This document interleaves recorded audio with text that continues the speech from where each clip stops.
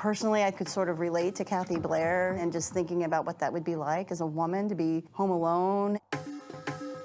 That is the boogeyman story for every woman, right? It's awful. An intruder is in your house. Yeah. Someone is stabbing you. What's happening? I said, my mom is dead. Someone broke in and killed my mom. This is a case that sticks with you throughout your life. My name is Derek Israel. I was working in the homicide unit when this case occurred. My name's Kerry Scanlon, and I was the lead investigator on the Kathy Blair murder. Kathy was larger than life.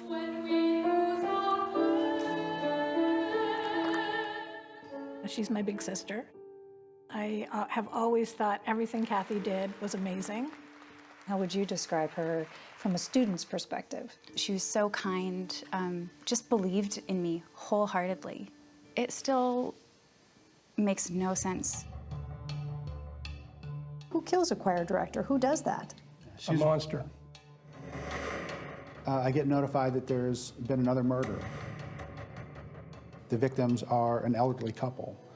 They were the best parents you could ever want. They were just sweet people, like anybody's grandmother and grandfather. Right from the get-go, it started sounding really familiar. It's so violent, and it's eerily similar to Kathy Blair's. And when we saw the connection, we just continued to work the investigations together. You know, Kerry and I both kind of came to the conclusion that there was a serial killer working here in Austin. I was out testing a thermal scope. I needed to get some video of some deer. Rob Leaf has this thermal imaging scope. It's a night vision rifle scope. So I saw the car pull up and park. I zoomed in with the scope, and by the time I had zoomed in, someone had gotten out, walked over to the sidewalk. That is just unbelievably chilling. The last thing they were expecting was high-resolution thermal video. This video showed the murderer walking towards Kathy Blair's house. The actual killer? The actual killer.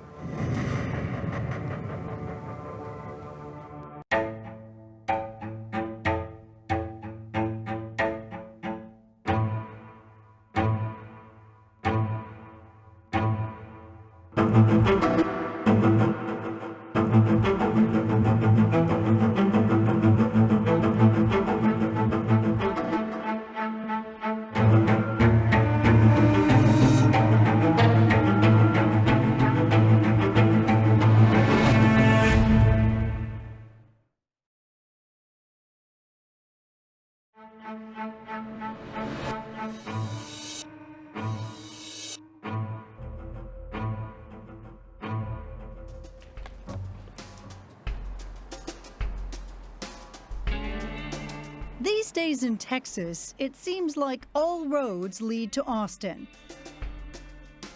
The sleek skyline of the Lone Star capital glittering.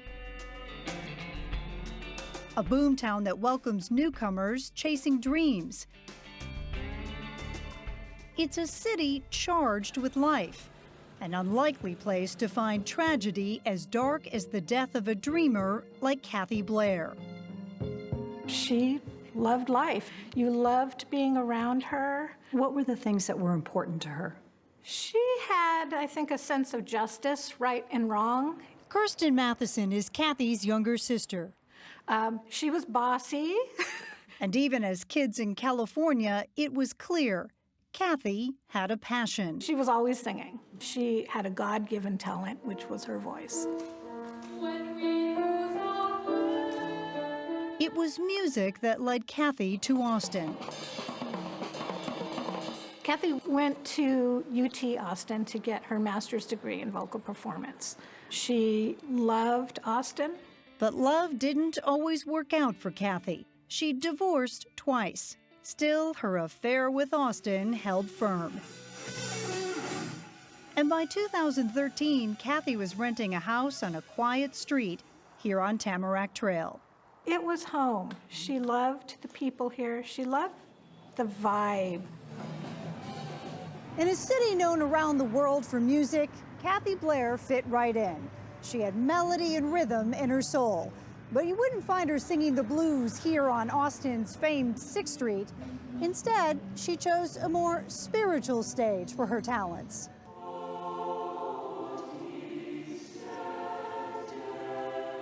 Christian Choral Society was a positive social setting. The kids were kind to each other. Barbara Sally's daughter was one of hundreds of students touched by Kathy's talent as a choir director and teacher.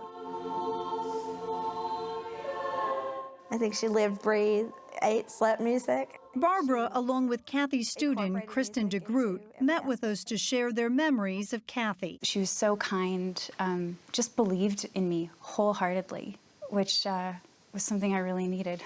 And for Kristen, Kathy was a role model. She and I were the same. Music needed to be in our lives or we would die. She was their teacher and their mentor. One of her friends called it the Kathy Nation. The Kathy Nation? The Kathy Nation. It was December 6th, 2014. Kathy's son Joe was staying with her while waiting for his assignment from the Navy. After a night out, he came home to Tamarack Trail. What he found was shattering and echoed across that Kathy Nation. I think my mom is dead. There's a lot of blood. I think someone broke in and killed my mom. Joe, what's your mom's name? Her name is Kathy Blair. This case was clearly different, really, right from the get-go. Starting with the location. Oh, this is a nice neighborhood. This is a place where people, I think, feel safe. Up until this case, which would frighten and chill Austin and shock veteran detectives Scanlon and Israel. One of the first things I thought of, I'm like, well, why this house? Yeah, why this house? There's nothing that makes this house stand out from all the other ones. This is the living room right here. Then, in Kathy Blair's bedroom, there's a full-size jewelry case right here, large drawers. All the drawers have been pulled out and they're stacked up. So it's like someone dumped them out and then put them in a pile right here. Someone who had time to do that. Correct. a jewel thief who had time. Because Kathy Blair was already dead. This murder started right here on the bed. 53-year-old Kathy Blair lay alone, asleep in her own bed. She awoke to the ultimate nightmare. Yeah, Kathy Blair fought like hell. Choked, stabbed, and finally slashed across the neck. The wound is a fatal wound, but she still has time, to put up that fight. She fought for her life. Kathy's here, and there's blood all around her. So much blood that it formed the timeline of a murder. There's a light switch, and on that light switch we saw blood, like a blood swipe. That told us that the perpetrator had come in here after the murder and switched that light on. There are more blood swipes on these drawers. And that tells me the murder of Kathy Blair occurs before these drawers are removed. Word soon spread across Austin and across Kathy Nation. I just said, no, that's not what happened. That cannot possibly be what happened. Was Kathy Blair the kind of woman who might have an enemy who would do that? No. She didn't have a malicious bone in her body. Why does someone come in here and murder someone in order to steal a little bit of jewelry? It doesn't make sense. It would be the first in a hideous series of senseless events. It's just one of those moments where you're in disbelief. You think you're living in a dream. This does not happen. But it did happen, and the killer left almost no evidence, no DNA. No fingerprints. No fingerprints. And no blood from the killer. No. Israel and Scanlon would need all their street smarts and then some. Because just 9 days later, I get notified that there's been another murder.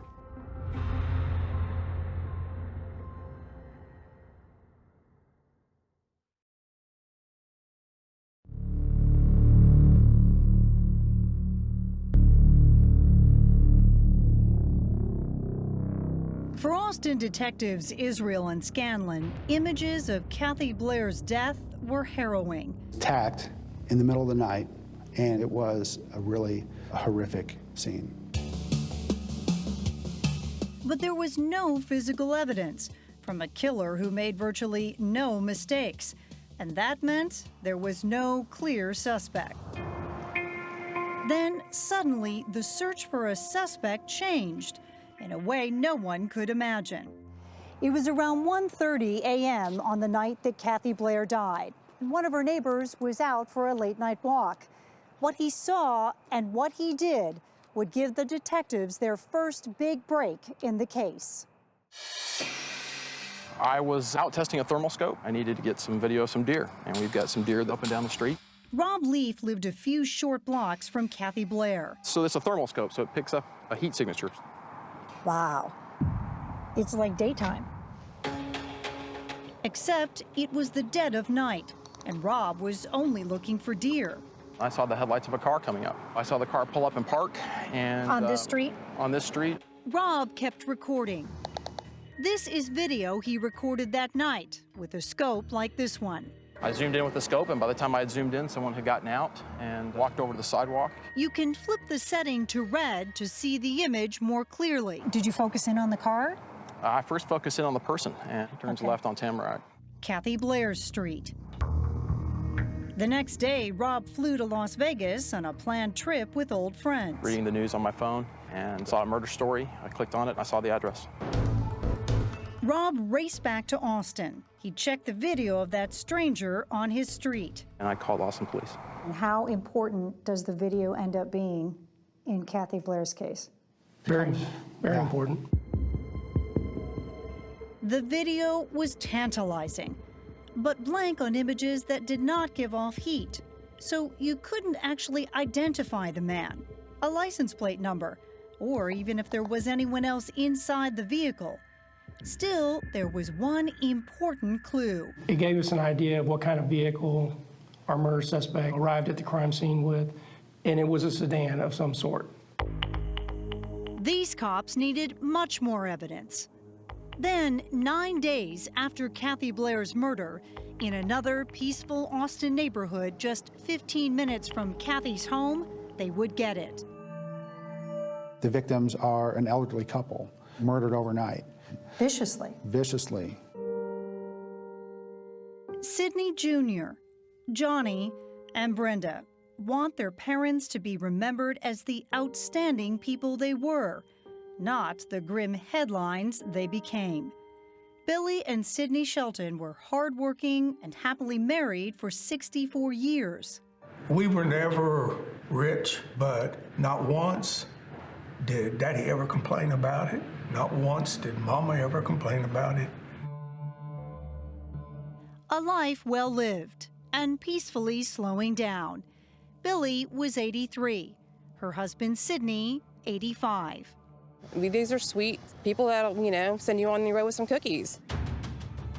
Home nurse Dow Catrola was making her scheduled visit on December 15, 2014. I knocked, nobody answered. Front door was splintered. It was clearly had been busted open. Dow nervously headed to the Sheltons' modest bedroom. And their room had been ransacked. And then to the left, I saw him on the bed, and I ran. I just turned around and I ran. Sidney and Billy Shelton had been beaten and stabbed. The knife is still present. Yes. In one of the victims. That's correct.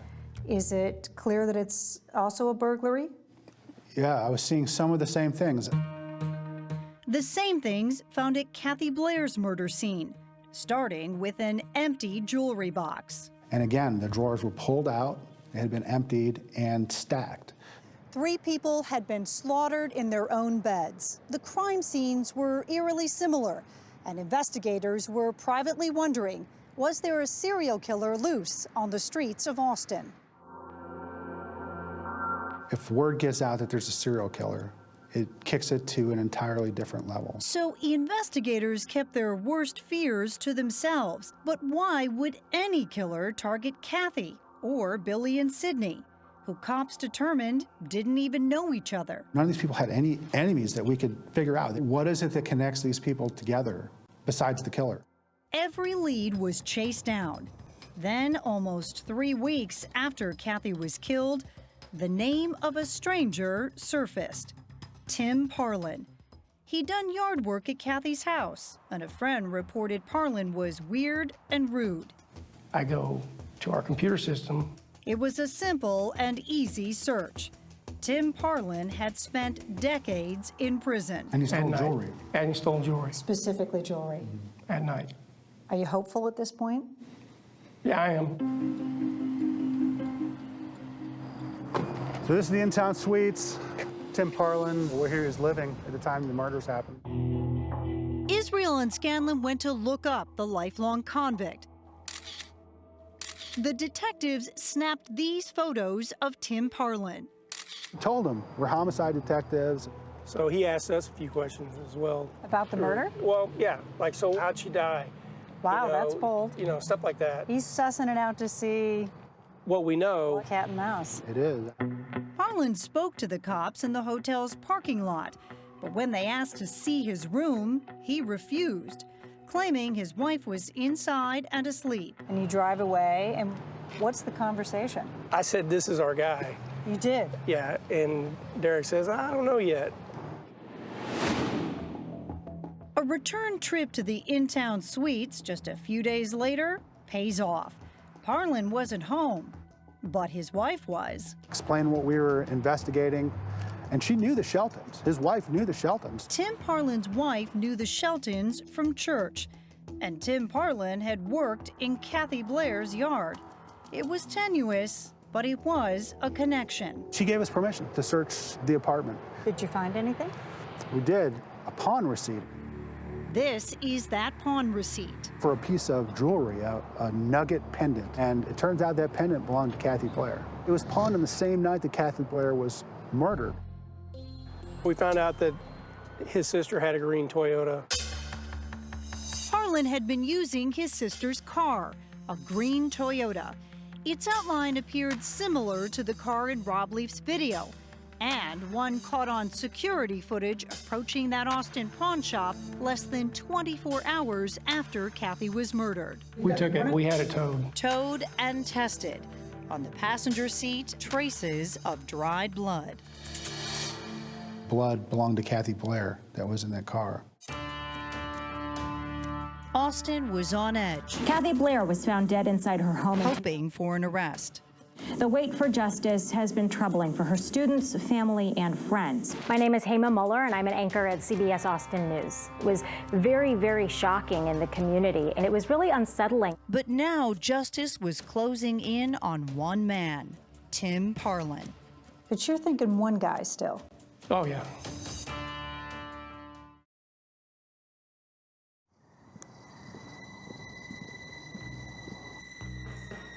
When Kathy Blair's blood was found in Tim Parlin's car, detectives Israel and Scanlon were convinced that he had killed her. At that point, we're all jubilant. We're super excited. We got our guy.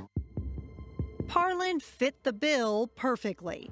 He had done yard work for Kathy Blair and was a career criminal with a long rap sheet of burglaries. Now I just need to question him, confront him. Hopefully he'll confess, but if he doesn't, we have hard physical evidence to tie this guy to the murder. Israel had Parlin arrested for an unrelated parole violation and brought in for questioning. Seemed like a pretty short and straight road to charging Tim Parlin with murder. It turned out it wasn't a short road, and it certainly wasn't a straight road. The first step was to get Parlin to corroborate some of the details of Kathy's murder. I just straight up told him that, we knew that he had killed Kathy Blair. What's his response? I didn't do it. And this was the thing he really liked to say. These hands didn't kill anyone. So the detectives asked him who did, but Parlin wasn't giving up that information so easily. So after hours of this conversation, he finally says, okay, I'll tell you who it was. And that's when he said, Sean Gant Benalcazar. Who is that? That's what I said. Who is that? Did you think he was stalling? Oh, yeah. This sounded completely made up. And I knew as soon as he said it that he had screwed us. Because now you had to go Because now chase we it got to down. go hunt some mystery guy down and prove that he didn't commit a murder. With their lead suspect behind bars for now, the detectives reluctantly contacted Parlin's mystery man. Sean Gant Benelkazar had never been in trouble with the law. He had a degree in microbiology, was once a high school science teacher, and seemed an unlikely acquaintance of a serial jewel thief. This guy lived in Galveston. He didn't cause any trouble. Gant Benelkazar readily agreed to meet with them that night at the Galveston Police Department. Go see the counselor. All right. We're investigating a murder in Austin, and in particular, we're looking at Tim Parlin as the person that we believe committed the murder. I'm completely in the dark on this. Who was murdered? He tells the detectives he barely knows Parlin, that he just met him a few months earlier when his sister began dating Parlin's nephew. So we started talking, okay, well, when's the last time you were in Austin? Well, I've been in Austin a few times for the last month. He was in town during the weekends of both of those murders. And on top of it, he was staying with Tim Parlin. The thing is, honestly, I want to help you guys out because this guy, wolf in sheep's clothing, basically, didn't tell me anything about his past. And I'm starting to feel like he set me up like a patsy or something. The detectives knew from Parlin's criminal record that he did have a history of being a master manipulator. Did Tim ever approach you about doing burglaries? And before long, the mystery man who initially said he knew nothing slowly started to crack. Gant Benelkazar now says he was sitting in the car when Parlin went into Kathy Blair's house. So where are you sitting in the car? Passenger seat. Well, if he's sitting in the passenger seat, then why is there blood in the passenger seat? But Gant Benelkazar had an explanation. He says Parlin came back to the car clutching a bloody pillowcase. Came back with a sack, had blood on it, threw it in the passenger floorboard, and I took a peek at it, had jewelry in it, and I didn't want anything to do with it. When did you figure out that it had something to do with the murder? The fact that it had blood on it was not a good sign. Then, about 4 hours into the interview, No, I'm just wondering, is the restroom? as he walked down a hallway, And he was walking in front of me. I looked up and it just, I got a chill because I was like, that's the same walk as the guy in the video. remember that spooky thermal video that the cops think accidentally caught Kathy Blair's killer ambling down the sidewalk? It's just the broadness, the deliberate steps. I thought it was him. I definitely believed it could be him. Was it actually Gant Benelkazar and not Parlin who had gone into Kathy's house? We started pursuing, the line of questioning along the lines of maybe he was in the house. Did he bully you into going into the house, or? I was scared, and he was taking a threatening tone. He told me to go in the house and get the stuff. And finally, he admitted, I did go into the house, and I did steal the jewelry. Came in through where? The back door, you said? Yeah, it was open. Okay. Open, unlocked? Unlocked, yeah. I looked around and kind of prowled and snuck through quietly. I turned on a couple lights in rooms where I didn't see her. I found the room where she was, and she was fast asleep. That was the room her jewelry box was in. Okay. And so I opened the jewelry box, took the stuff out, put it in the thing. Maybe he went back, I don't know, but I didn't kill her. Yeah, I told him that's impossible. Everything you said is true, except that it's not possible she was still alive when you left.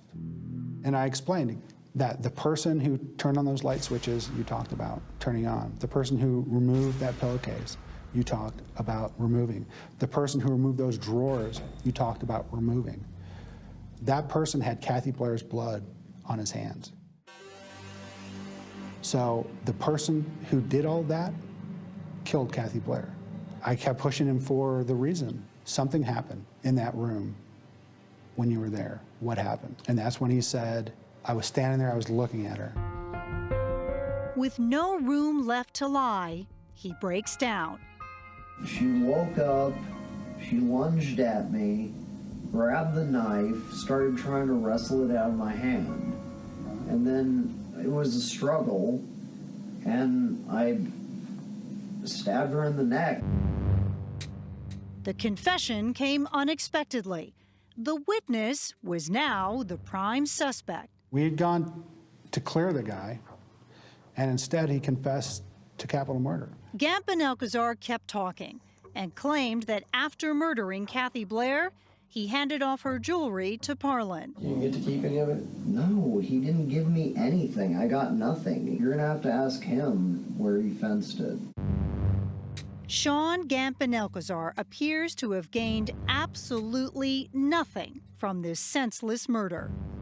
I've never met anyone who would go into someone's house and sneak in at night and murder them in their bed. For what reason? None. For their own gratification. That's it. We're going to place you under arrest for capital murder. Detectives immediately read Gamp and Alcazar his rights, but they still wanted to learn what he knew about the murder of the Sheltons. We started talking again, asked him about the Sheltons. Try as they might, Gamp and Alcazar wasn't talking anymore. Well, I wasn't there for that one. I don't know anything about that one. By this point, everyone is exhausted. So eventually, he terminated the interview. He said, "I'm done." Done. Wish this all had never happened. After the arrest, Detective Scanlon made this video of Gamp and Alcazar on his cell phone. His hunch seemed right. That's the moment that you think it's him. That's when I thought it was him. 2 men are in jail in connection with the murder of a beloved choir teacher. 4 days later, Austin police announced that they had made 2 arrests. 30-year-old Sean Gant Benalcazar of Galveston is charged with capital murder. 49-year-old Timothy Parlin is also expected to face charges related to Blair's murder. Sean Gant Benalcazar, he was a UT graduate. He had no criminal record of any kind. How did he get involved with a crime like this? Tim Parlin had an answer. Later, while in custody, Parlin admitted to the cops that he had driven Gamp and Alcazar to Kathy Blair's house and to the Shelton residence on the nights they were murdered. And Parlin says he knew all along that Gamp and Alcazar had killed all 3 of them. Investigators now thought they understood what had happened. Sean murdered the Sheltons. Tim Parlin was a party to that murder. And he planned it. He facilitated it, he profited from it, he assisted in it. But you are 100% convinced that it was Sean who murdered that couple? Yes. Will he ever be brought to trial for it? It seems unlikely. Unlikely because there was no direct evidence linking Gamp and Alcazar to the Shelton murders. And he would always deny he had killed them. Prosecutors would focus instead on building their strongest case, using Gamp and Alcazar's confession to convict him of killing Kathy Blair. But when Sean Gamp and Alcazar finally gets his day in court, no one could have anticipated what would happen next. Makes you worry because this guy cannot be out on the streets.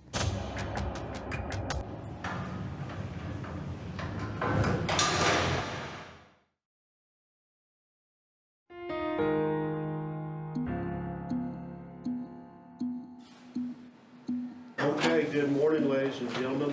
We're here to start the trial in the state of Texas versus Sean Gant Benalcazar this morning.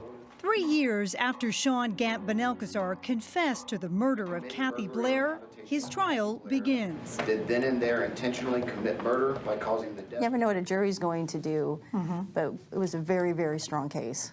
You're all here today. Assistant DAs Andrea Austin and David Livingston present the state's case. The man who sits among us in this courtroom, the defendant, Sean Gant Benalcazar, is Kathy Blair's killer. How hard was it to be there during that trial? It was really hard. There were some pictures throughout that I saw that I can't unsee. There was a car that parked while I was on my walk. Kathy's neighbor, Rob Leaf, testifies about the video he recorded on the night she was murdered. And by the time I zoomed and zoomed back in, someone was already out of the car and was crossing onto the sidewalk.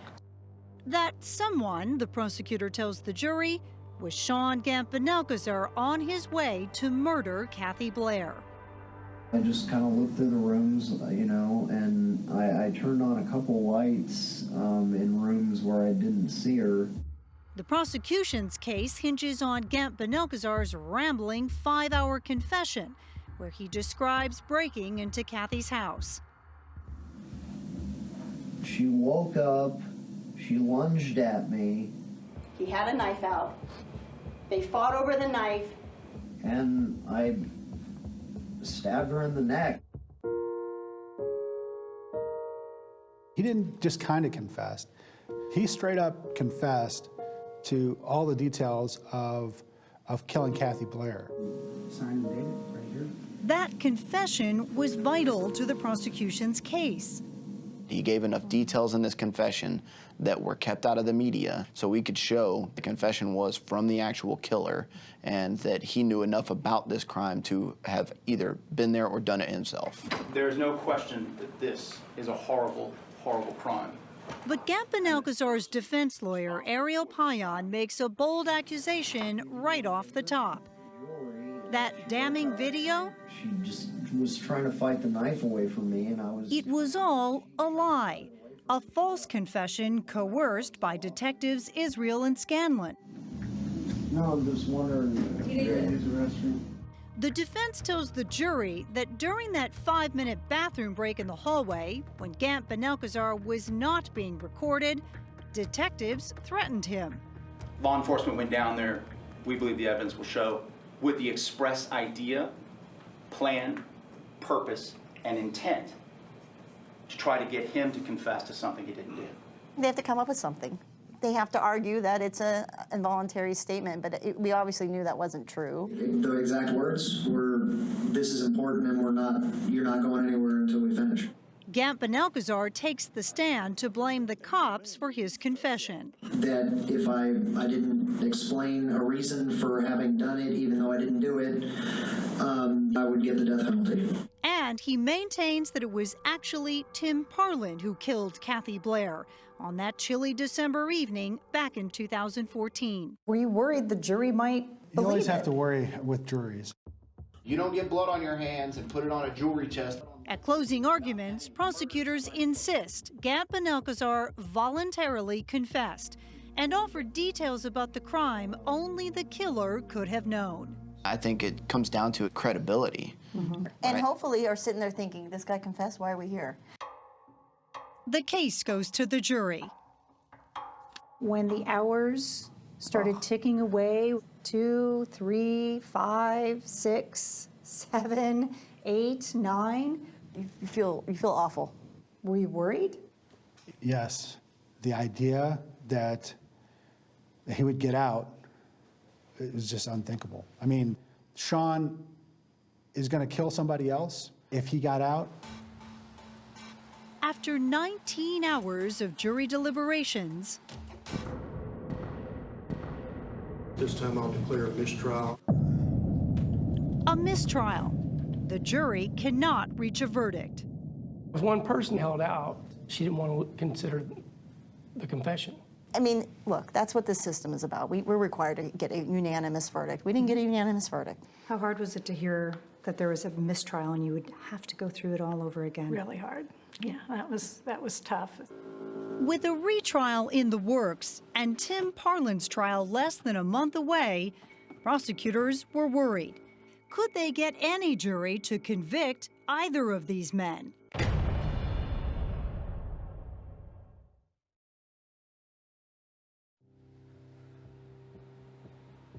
Good morning.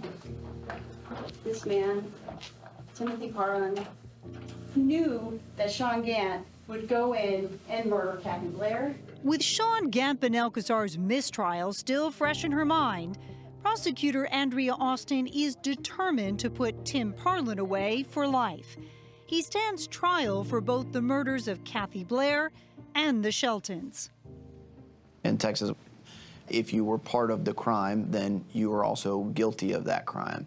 You can convict him even if you don't believe he stepped foot inside that house. Because he was there and he participated. Correct. Right. I'm going to ask you to find him guilty of capital murder.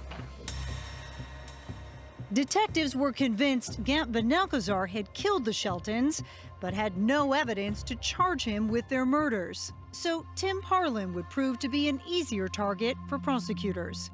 Parlin admitted he drove Gant Ben-Alcazar to both murder scenes, and the car Parlin was driving had Kathy Blair's blood in it. Oh, he did much more than sit in the car. He's the one who targeted Kathy. He's the one, for whatever reason, said, hey, you know what, this would be a good person for you to murder. Good morning, ladies and gentlemen. Parlin's lawyer, Keith Lauerman, argues that despite his client having confessed to driving Gant Ben-Alcazar to both murders, there is no evidence placing Parlin inside the two houses. He never set foot in either one of these houses. And at the very end, you're going to realize that this man and those hands never participated in any murders. After a 9-day trial, the jury doesn't take long to reach a verdict. We, the jury, find the defendant, Timothy Parlin, guilty of the offense of capital murder. Guilty. Parlin is sentenced to mandatory life in prison without the possibility of parole for his role in the murders of Kathy Blair and Sidney and Billy Shelton. 5 months later, Gant Ben-Alcazar went to trial a second time for the murder of Kathy Blair. The nerves were much higher the second round. Well, there's a lot at stake. There's a lot at stake. The vehicle parked on the side of the street. It wasn't in front of a house. Again, Rob Leaf's testimony is critical for the prosecution. And that at some point, did you see an individual get out of that car? Yes, sir, I did. I want you to watch this. It was a struggle, and I stabbed her in the neck. I didn't. Look what he does with his hands. He's retrieving a memory, right? Involuntarily, he's doing this. He remembers doing because he's the one who murdered her. The police wouldn't let me go, is my understanding. Once more, Gant Ben-Alcazar swears the cops coerced his confession. And I come out of the bathroom, they keep saying, oh, we know you did it, there's no doubt you did it, and they keep saying it, and I just got worn down. This time out, the jury deliberates less than 3 hours. We, the jury, find the defendant, Sean Gant Ben-Alcazar, guilty of the offense of capital murder. We poured our emotions out into this case. It was justice delayed and, yeah. But delivered. But delivered. Like Tim Parlin before him, Sean Gant Ben-Alcazar was sentenced to life in prison without the possibility of parole. We're pleased. We miss Kathy. This isn't going to bring her back. Our hearts are never going to completely heal. A few months after the verdict, I spoke with Gant Ben-Alcazar via a prison video phone. I wanted to ask why. Why would a guy who'd never been in trouble with the law suddenly turn into a vicious killer? Instead, with no evidence of any remorse, he repeated what he told the jury, that he was innocent, the cops had forced him to confess, and that Tim Parlin was the one who had killed Kathy Blair. When I went to go see him at 4 a.m., he said, well, we're going to go get breakfast, and drove me out to the place, and then said that he had killed her and told me about it. Tim Parlin confessed to you that he killed Kathy Blair. Yeah, that's right. How could you have known the movements of the killer? Anything that I said was something that either, Tim told me or I just made up. And not surprisingly, when I visited Parlin at a prison in Northeast Texas, Hello, how you doing? He pointed the finger at Gant Ben-Alcazar and claimed he knew absolutely nothing about the murder of Kathy Blair. After Sean viciously kills Kathy Blair, gets back in your car and drives away, and he goes back to Galveston. He never said a thing. Never said a thing. He never said. Then he comes stone back. cold individual, actually. Right. You've been described as the master manipulator. That you talked him into doing it. My IQ is very low, and I have a big heart. I don't believe that. It is. It's very low, actually, and I have a big heart, so I'm not the mastermind behind anything. You're just a big teddy bear behind bars? Yeah, pretty much. Rob Leaf is the accidental hero of this story, someone who never knew he'd be called upon to help solve a murder. And you ended up leaving the neighborhood. I did. Needed a change. I did, absolutely. I would not be where I am as a professional actor and musician without her influence. Kathy Blair's student, Kristen DeGroot, is moving to New York to pursue her dream of a career in music. One of my greatest regrets is that I never was able to tell her that she did this for me. How proud do you think she would be of you? I hope she'd be really proud of me. They're just evil people.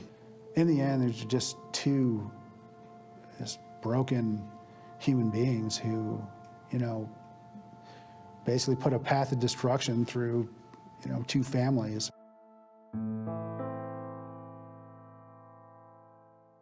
Two families who will forever share the same tragedy. They were the best parents you could ever want. I just miss her. And at the end of the day, she's gone, and I can't call her tonight.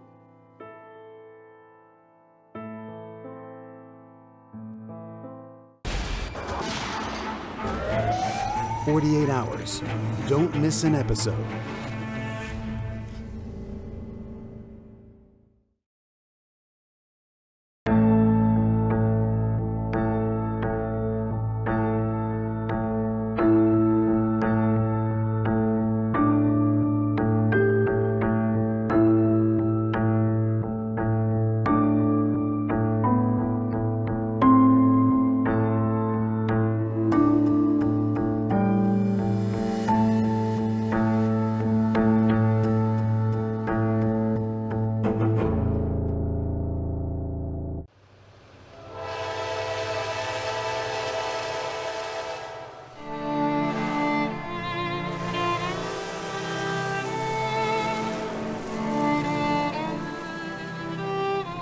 I began writing as a process of healing. The writing, I found, really helped me deal with what had happened.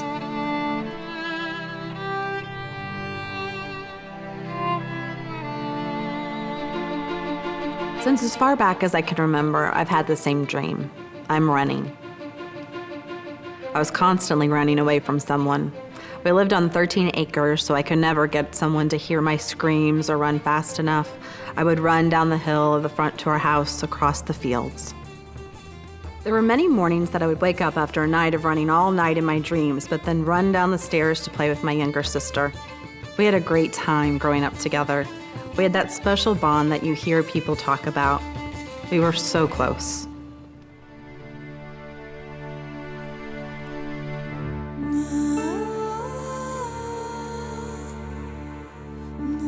I didn't get to hear the answering machine until I got home that night. I remember there being an oddly high number of calls, but 3 of the messages were from my dad.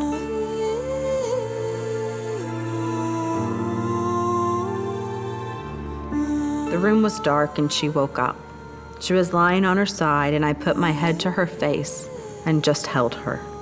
It was there that she told me the worst story that I had heard in my life.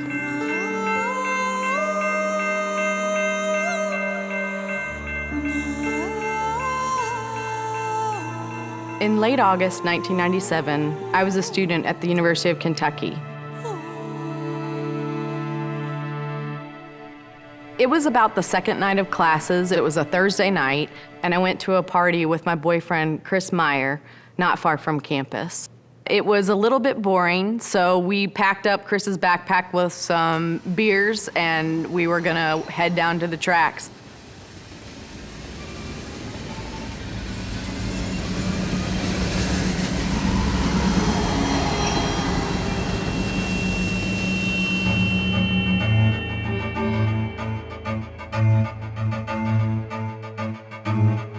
We sat there and talked for a while. I'm not sure how long, but we got up to leave and go back to the party. And we started walking along the tracks.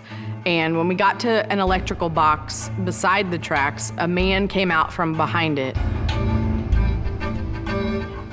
He asked us for money. We, of course, said we don't have any money. We're poor college kids.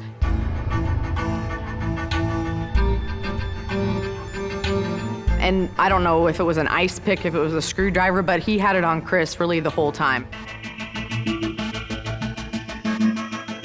He asked Chris to get down on his hands and knees. He went through his backpack and didn't find anything that he wanted. And I didn't realize it, but he was tying up Chris's hands with the backpack behind his back. And he took off my belt and tied up my hands behind my back with my belt. And he actually pulled Chris from the tracks on the gravel into the grass beside the tracks. In my head, I was panicking, and I was like saying my last prayer and thinking I'm going to die. Maybe this is what I had been running from in all those dreams as a child. This horrific story that happened to my sister.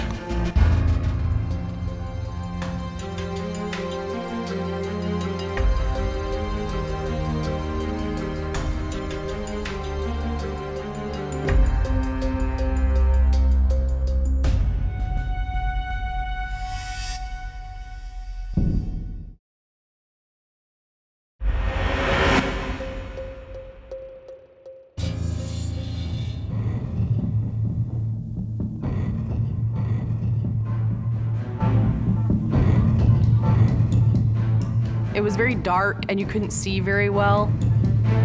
So it was very startling to see someone come out that was crouched behind an electrical box. Chris and I were looking at each other, I think, in disbelief that this was actually going on. Like we were looking at each other very confused, like what in the heck is happening? You know, I remember saying, why are you doing this? What do you want? Do you want credit cards, ATM cards? You can have our car. It's just parked down the street. You know, we were just trying to figure out what he wanted.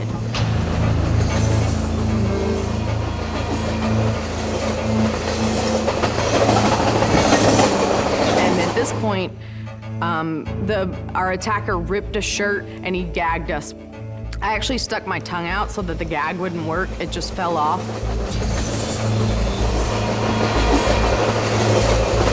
We had split seconds in where our attacker would go back up to the tracks and we were down in the grass. And so we could talk to each other. And Chris and I started strategizing, you know, saying, okay, should I run? Can you get untied? I got my hands untied. I couldn't get my feet untied. I ripped Chris's gag off of his mouth. And so we were talking to each other, trying to figure out how we were gonna get away, because Chris kept saying, you know, if you can get yourself untied, get away, run away. And because he couldn't get, his arms were all tied up in his backpack and he couldn't get untied. And I really don't know how much time passed before our attacker came down carrying a rock. And he came over and literally just dropped it on Chris's head.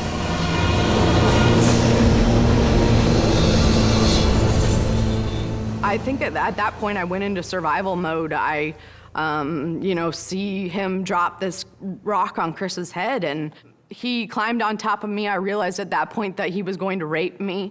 I fought him. I tried to hit him. I tried to kick him. I tried to scream. That's when he took that weapon that he had and he held it to my neck and he said, look how easily I could kill you. And that's when he stabbed me in my neck. So I just stopped. I was like, okay, well, you know, what's gonna happen is gonna happen.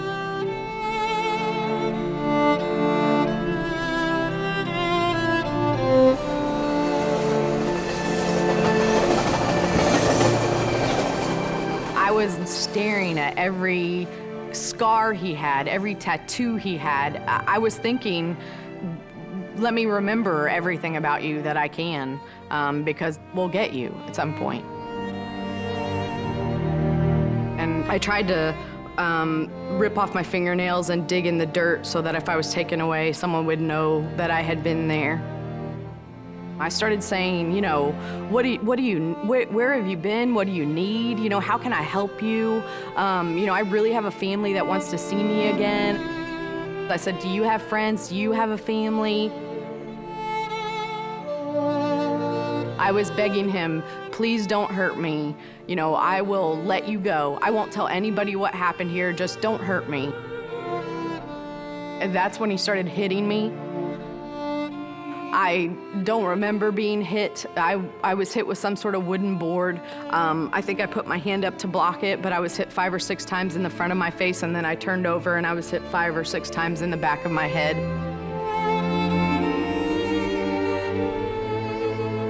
I'm positive that he probably knocked me unconscious, and my breathing was shallow enough that he thought he had killed me.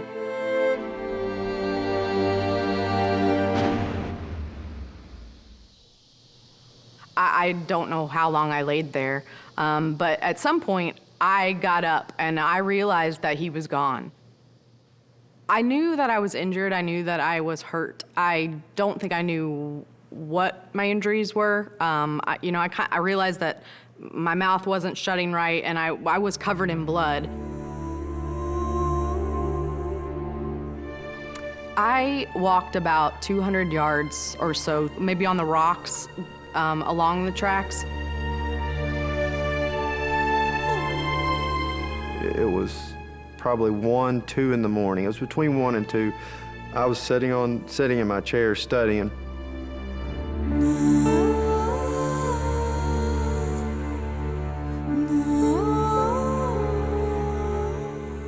And out of the corner of my eye, I just glimpsed something go across the front yard. She was covered in blood from head to toe, and I could not figure out where all the blood was coming from. Her face, it looked like a boxer whenever they get cut during a boxing match. At that point, I brought her in and set her down on the couch, and she collapsed on the couch. I thought she was going to die. There was no doubt in my mind. And I kept losing her a little bit here and there, and I just kept talking to her because I definitely didn't want her to pass out. You know, I was just trying to keep her awake until the paramedics got there. And I did keep saying to him, my friend's still out there. Be sure they know my friend's still out there. My friend's still out there.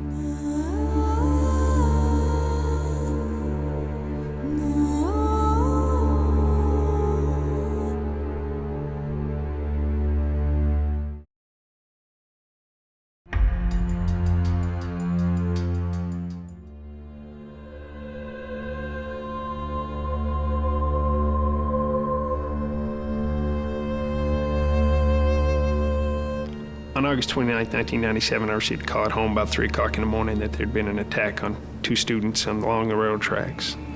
My lieutenant asked me to come out and said it was a bad one.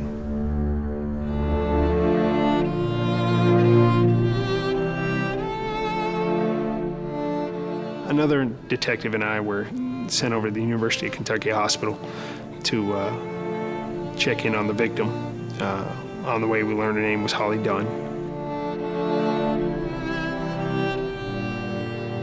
Her face was disoriented. She had a broken eye socket, a broken jaw, lots of cuts across her face. And then, of course, staples of where they could, just to stop the bleeding, they couldn't even, cut her hair. They just stapled on top of her hair.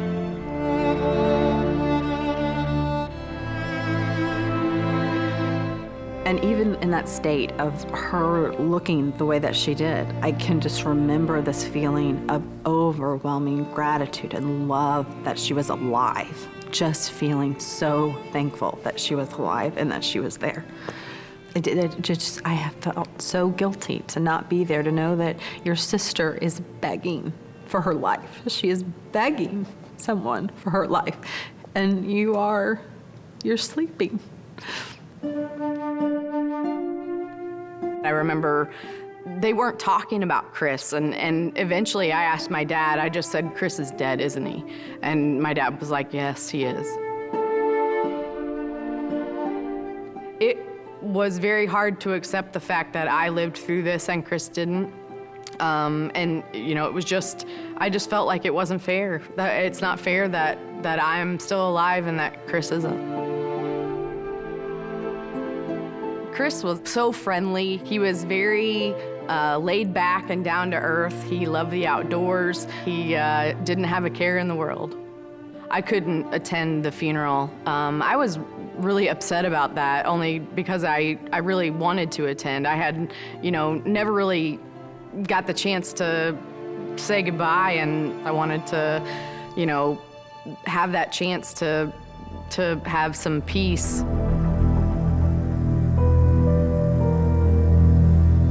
Despite her state, she was ready and willing to try to communicate what had happened to her.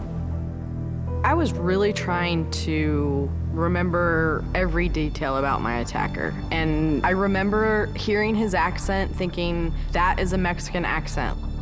Holly described the suspect as a male, possibly Hispanic, 5'6", 5'8" in height, kind of a wavy black hair, wearing glasses.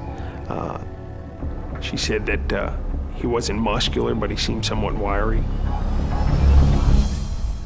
They repaired my jaw. They actually kind of just realigned it and wired my mouth shut. And really that was the only thing that they could fix. The broken eye socket, there was nothing they could do. As soon as I could get the surgery to get my jaw wired shut and my jaw fixed, my parents took me home. I definitely think that there's parts of me that wanted to retreat away. Right after this attack happened, I just wanted to lay in bed and not get out of bed again. But, there's always something that's pulled me out of that.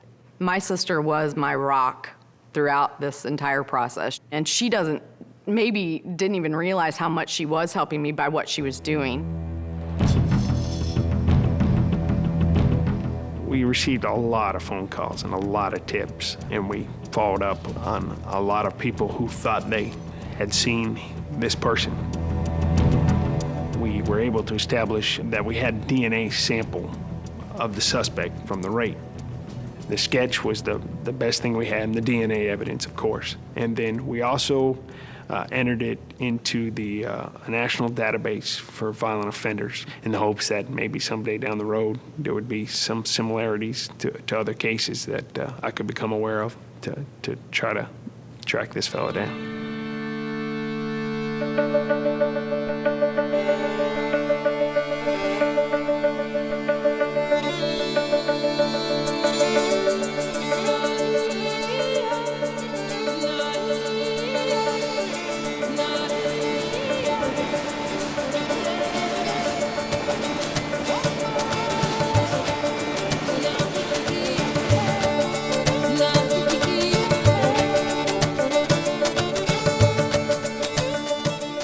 In December of 1998, a doctor was murdered in the Houston area. She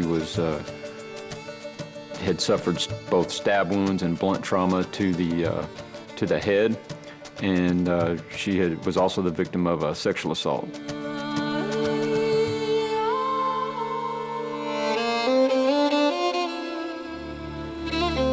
And then pastor and his wife were killed in Weimar.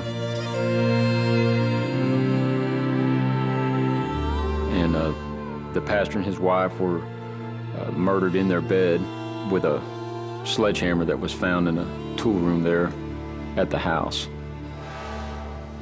When we first started working it, we approached it from the standpoint of a fugitive investigation, and that was trying to learn as much as we could about the subject at hand.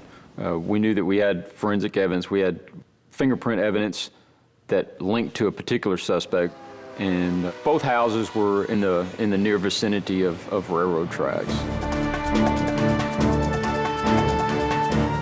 Somewhere around May or June of 1999, I got a call from FICAP, which was the national database that we put the info in. Got a call from them saying, listen, we've had another homicide near railroad tracks in Texas.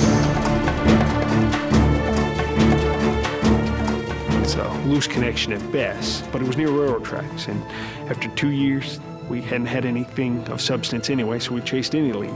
Detective Sorrell called, and we compared details about the cases, and realized that we not only had a serial killer that was within a 150-mile radius of Houston, but we had one that was in other states as well.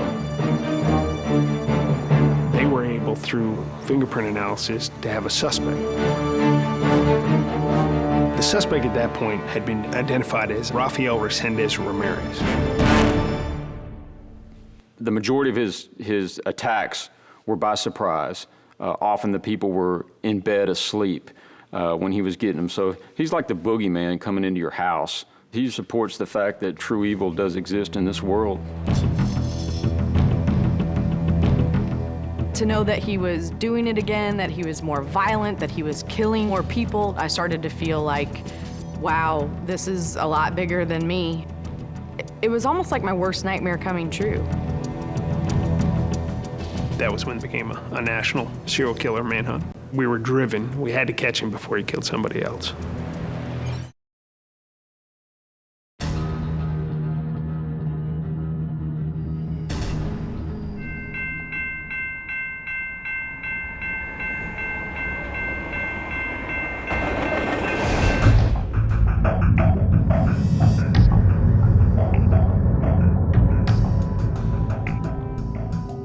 We knew then we had a serial killer on the loose. We knew that he was extremely violent, and we had no information as to where he was. Our last clue was Texas. So it was an all-out race then to try to figure out where he was and get hands on him. So everybody went to Texas. From what I've come to learn of Resendez, he was an immigrant, transient. He had done a lot of odd jobs, migrant work. He was prone to violence at least 20 years prior to this killing spree.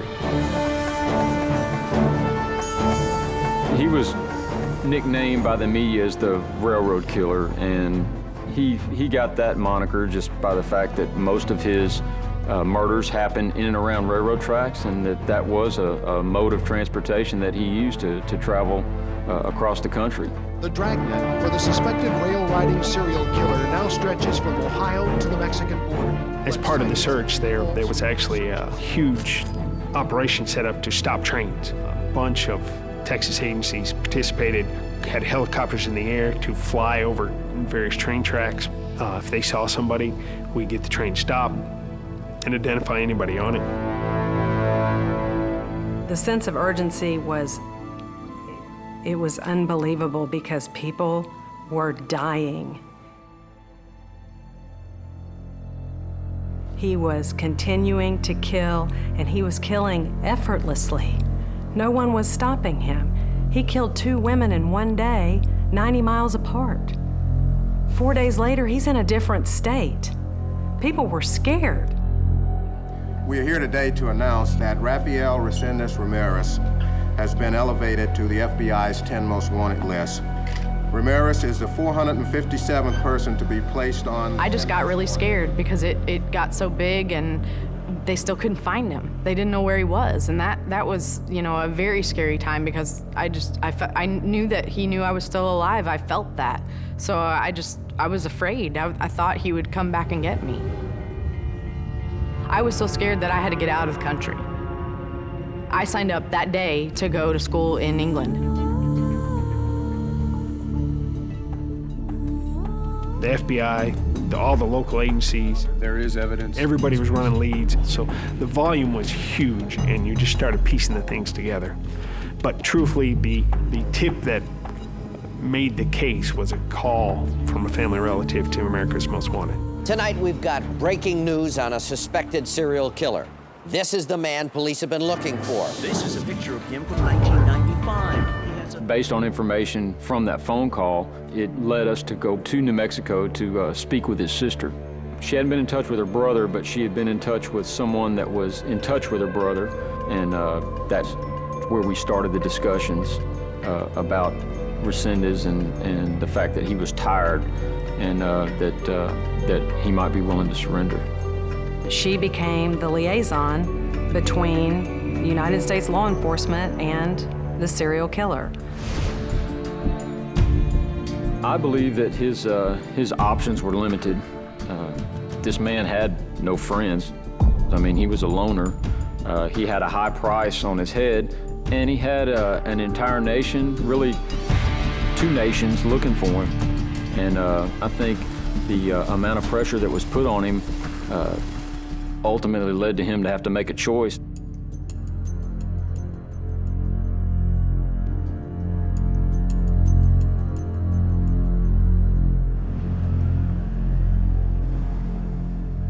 It was early in the morning, and Drew was on one side of the International Bridge waiting, on the Texas side, and not knowing, I assume, whether he was going to show up or not, if he was going to show up armed. Who knew? And so then, the doubt sets in, like, all right, is this going to happen? Amount of time passed, and you see a pickup truck driving across the bridge, and there's 3 people in that old pickup truck, and the center passenger I immediately recognized as Resendez. And that's kind of when I thought to myself, man, this is really going to happen.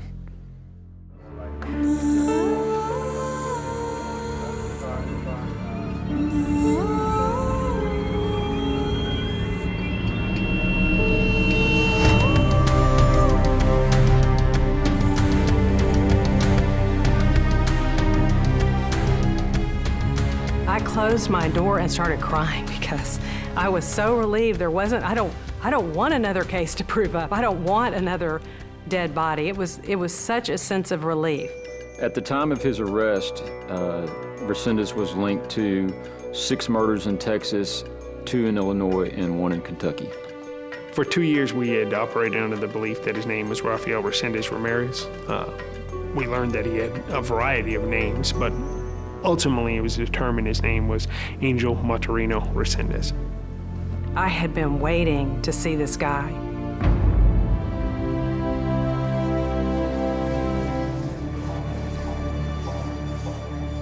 So when they walked him in, it was a great moment, but he was so scary. He was a little guy, but wiry and strong, ropey muscles on his arms, and curious. He'd look at everybody in there, he'd looked at me, and there's nothing there. There was nothing there. No humanity, no emotion. It's like somebody took a black magic marker and colored his eyes. They were flat black and an expressionless face.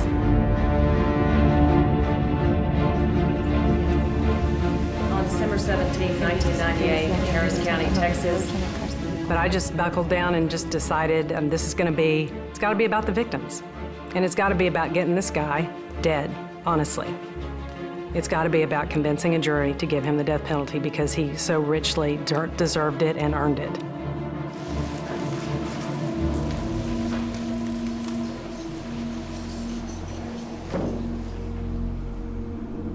I knew that I was going to testify, and I always wanted to testify. I just wanted the chance to tell what had happened to us, and that was my chance.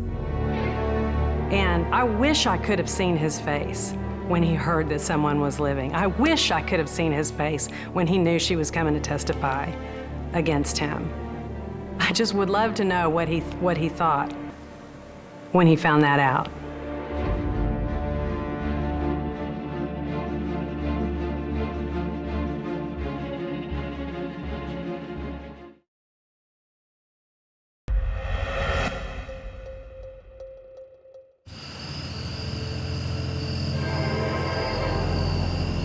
I don't have things that I think about all the time. I can't forget about Chris being hit, the rock hitting him. That really is probably the part that I try the hardest and can't forget.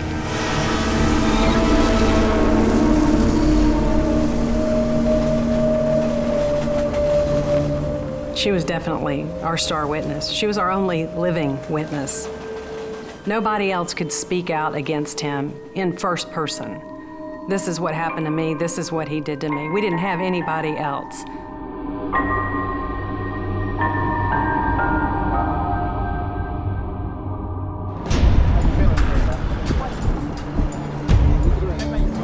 I can't comment. Well, if what we know about him is true, he is everyone's worst nightmare.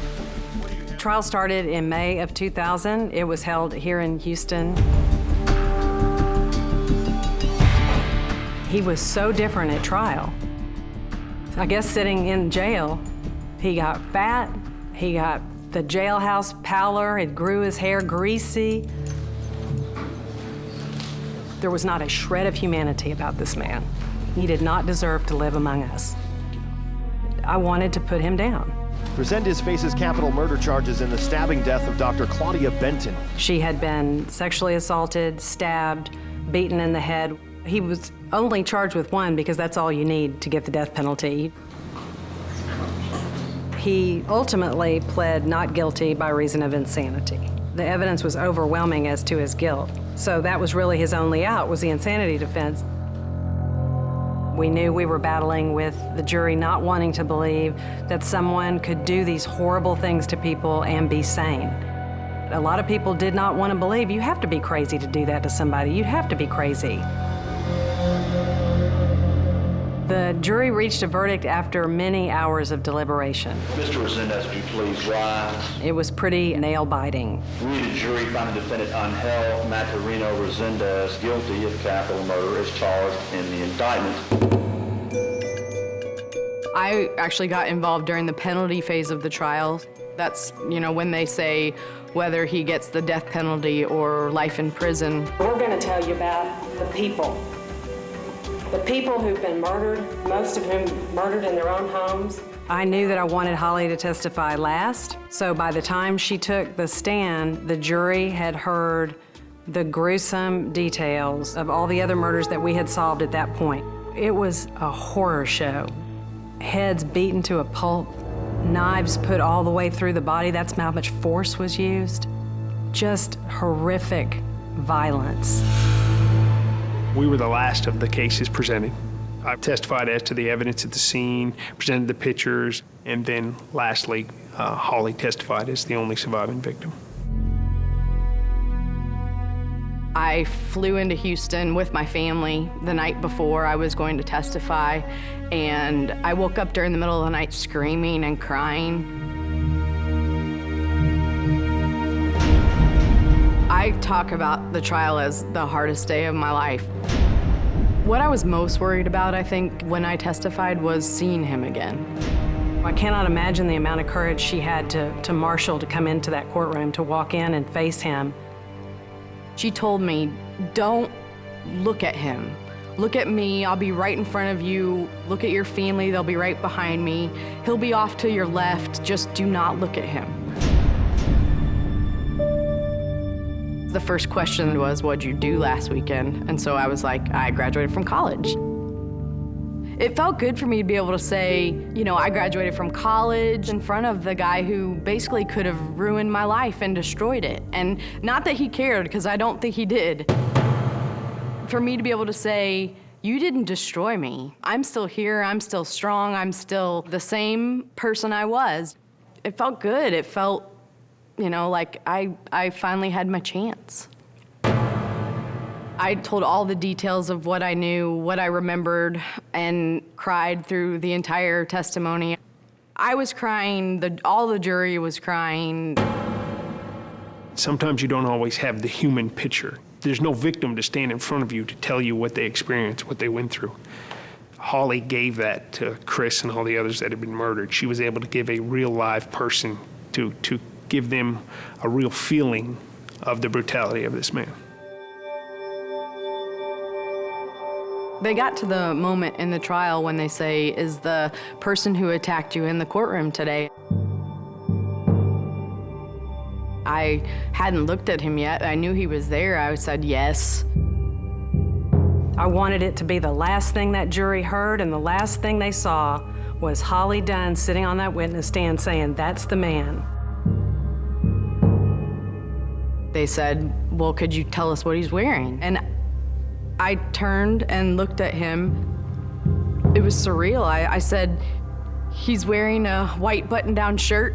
I mean, I felt my hearing going into my head. He had like this smug look on his face, and I was so close to fainting when I looked at him again that, I don't know how I didn't. It was devastating, and it was the best part of our case. She basically, from his perspective, came back from the grave to nail him.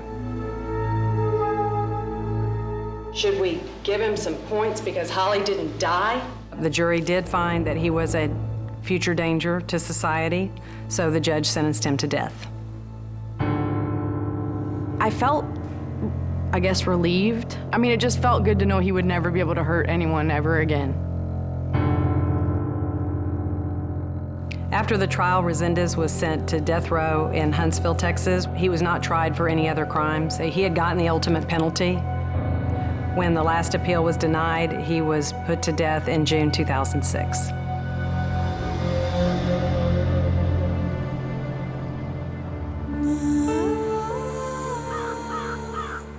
I chose not to attend the execution. Resendez represented all those angry feelings that I had, and I decided to stay with my family. I had already seen one person die in front of me, and I did not need to see another.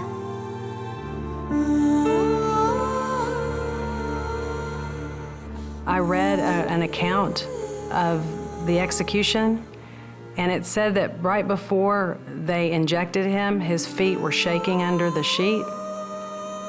And I hoped that he experienced some of the fear, just that Holly did. That gave me a small sense of satisfaction that he was scared.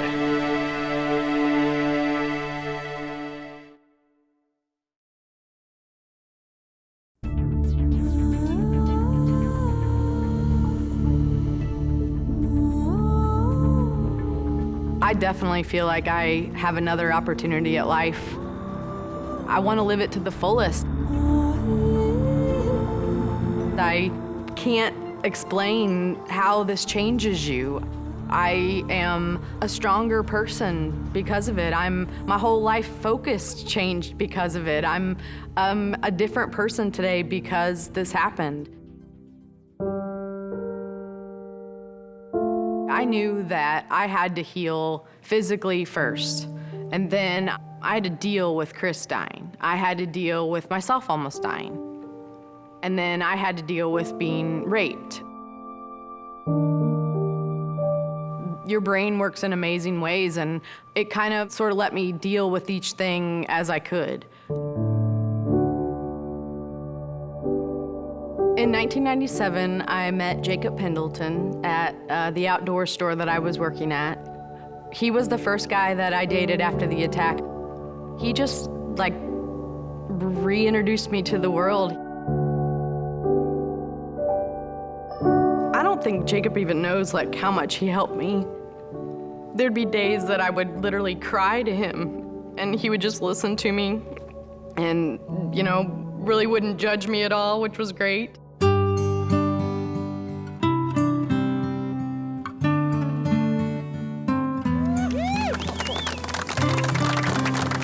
To see Holly happy, married, it is wonderful. She has led our family in how we have recovered from this. It could have gone a completely different way where our family was devastated by this. And instead, you know, we are just so happy for how she has led her life. Please welcome Holly Dunn Pendleton. It was August 28th, 1997. It's the second day of classes at the University of Kentucky. I started speaking about 2 years after the attack. He said, "Look how easily I could kill you." And then he raped me. To me, it felt like part of my healing process to talk about it and to cry about it and to be emotional, because for so long I had to kind of detach emotion from it. The way that I went on with my life was I had to forgive him and look for the good that could come from this. When I was speaking, I didn't have to worry about that. I could work through my emotions, and that really helped me in my healing process. Being a survivor is one thing, but helping other survivors and knowing how to do that in a professional manner was another thing. Holly's House is a child and adult advocacy center in Evansville, Indiana, that provides a safe reporting location for victims of intimate crimes. We opened on September 2nd of 2008, and we have served over 300 victims since that time. How are things? They've been pretty steady. Holly is a hero because she did not let what happened to her destroy her. She decided to make it her reason to live or her reason to help people. How are you? Fine. It's important to me for victims to be supported, for them to know that they're not going through what has happened to them alone. I get support through victims that come through Holly's house. I feel like through helping others, they're helping me. We sort of do it together.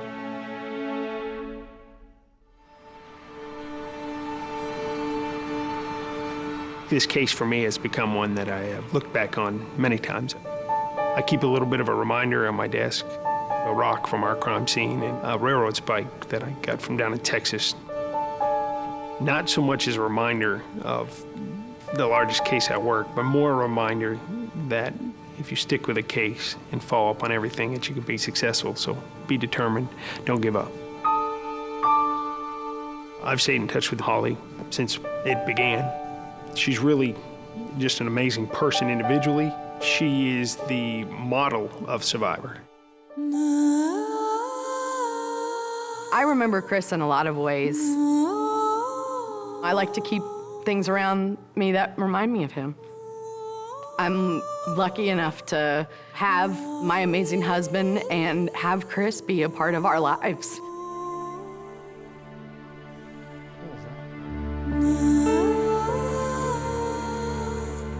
I think to get over my survivor's guilt that I had to know that I lived my life not just for me and not just for Chris. I'm living my life for all of Versace's victims, for all of them. And that I have to, or I want to, be the best person I can be and live the best life I can, because they didn't get that chance, and I did. So I want to live for them. I want them to be remembered. I want them to, and I would want them to be proud of, me.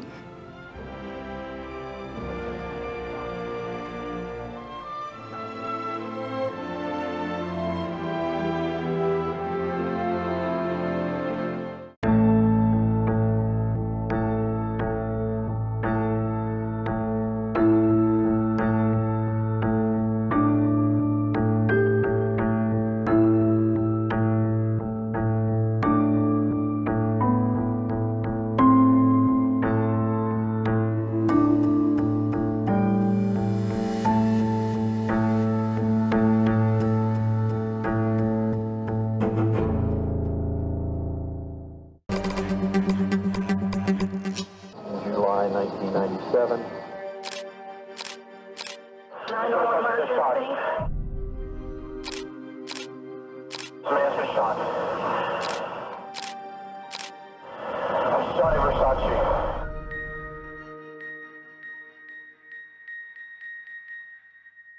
There's something inherently sexy in a Versace design. There is a flamboyance that is contained and controlled. The clothes we wear send a message about how the world perceives us. It's just a real wow factor. I'm Tim Gunn, and I am the mentor on Project Runway. The Versace customer was not faint of heart.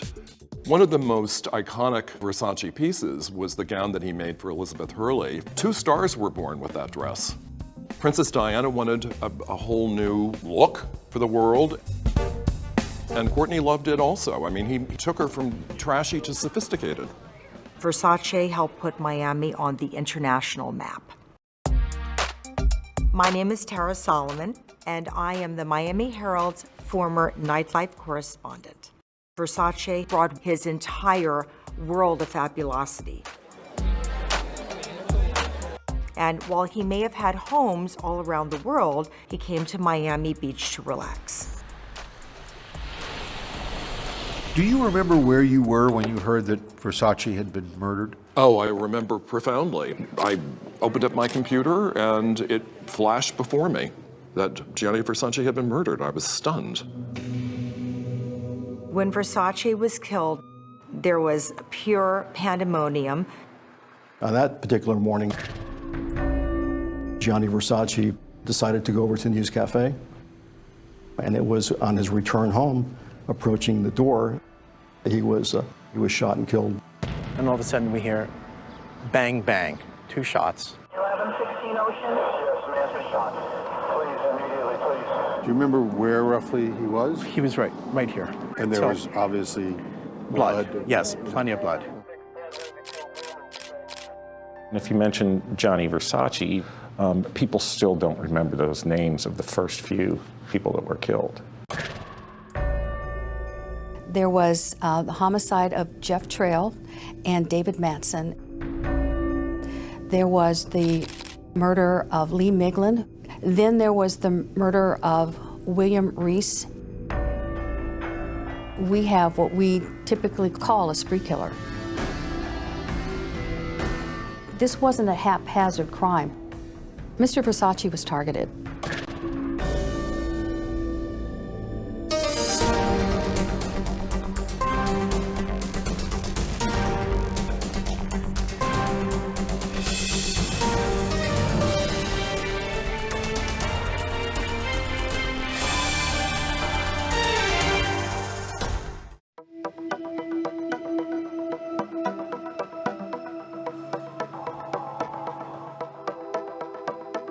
World-famous fashion designer Gianni Versace fatally shot. Gunned down outside his mansion in Miami Beach, Florida. Turned into a gruesome crime scene early this morning. 5 days before he was murdered, Gianni Versace and his partner Antonio D'Amico had arrived at Casa Casuarina, their lavish Miami Beach retreat. They'd been in Paris and New York. Versace could not have known it, but his killer was already in town. The 911 call came in about 8:45 the morning of July 15th, 1997, just as Carlos Noriega, then a lieutenant with the Miami Beach Police Department, was heading to work. I drove over to the scene and encountered an area just flooded with police officers. There was evidence at the front steps, there was blood, there was clothing. Gianni Versace was an icon. You have a world-renowned fashion designer, a celebrity, who was tragically killed. This was all hands on deck. Yeah, you don't want to screw this case up. Exactly. It all happened in broad daylight. Versace had gone out alone to a local cafe to buy magazines, and then he walked home. As he was putting the key in the door lock, he was shot twice. Once in the face, point blank range, and the other one was behind the left ear in the neck, and that was a through and through shot. Noriega believes the gunman approached Versace from behind or from the side. I believe he was shadowing him. It was a very strategically timed, strategically placed attack to kill Gianni Versace. The question was, who would want to kill him? One of the first motives that we felt was a possibility was that it was a contract hit or organized crime, mafia, if you will, because there was a dead bird found next to the body. Is that a sign? To us, that's a sign of a mafia hit. But the bird, it turned out, was in the wrong place at the wrong time, hit by a fragment from a bullet that killed Versace. And that left police with not much to go on. But not for long. They got a break from Lazzaro Quintana, who was a friend of Versace's. He used to call me Lazzaretta. Lazzaro was at the mansion that morning. He was in the dining room with Antonio when he heard the shots. But Antonio got up and he went to the window that faces the gate to enter the mansion. And he yelled out, "No, no." And I ran out. You came here? I came here. Johnny was right here. Versace was already dead on the front steps. And then Antonio came and he's crying and he was destroyed. He was destroyed. And he's who did this? Who did this? And there was a lady standing here and she's pointing, but she couldn't speak. Antonio said, "Go get him." So I went after him. Lazzaro followed the gunman. We're talking this pace, real fast. I yelled, "You bastard! Why did you do this? Why did you do this?" He makes a left turn. As he makes the left turn, yes, he makes the left turn, and we're still going all the way through. He turns over to the right, and car's coming, so I couldn't get across. Car stops, and they yell, "He's got a gun." He stops right across here at the alley, and that's when he's pointing the gun at me. Show me how he pointed the gun at you, if I'm you. So he didn't even look at you? No, never looked at... You never saw his face? I never saw his face. But you saw his clothes? Yes. The shooter cut through this alley while Lazaro raced around the corner. He remembered seeing a police officer there earlier. I reached him and I said to him, "Mr. Versace has just been shot." Were you calm, or were you... No. No? No. A friend of mine was just shot. No, was I calm? I was nervous. I was upset. You came down this street with the police officer. I did. Luckily, he came upon some men in front of this building and asked them if they saw a man running. And they pointed. They pointed to the garage. They said he went in here. He went in here. So that's when I told the officer, I said, "He's in there, go get him, go get him." And then we heard over the radio the commotion and okay, now there is a manhunt. When police searched the 13th Street garage, they discovered a pile of clothes. A gray t-shirt and black shorts, just what Lazaro had seen the shooter wearing. He had obviously changed clothes.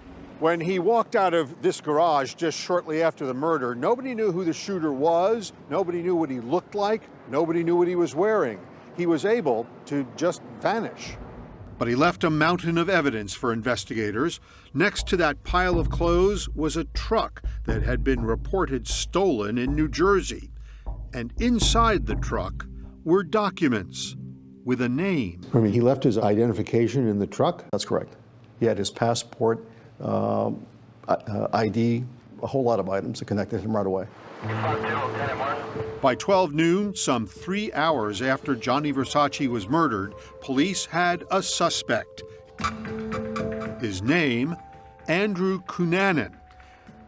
And as it turned out, the Miami Beach Police Department was not the only one looking for him.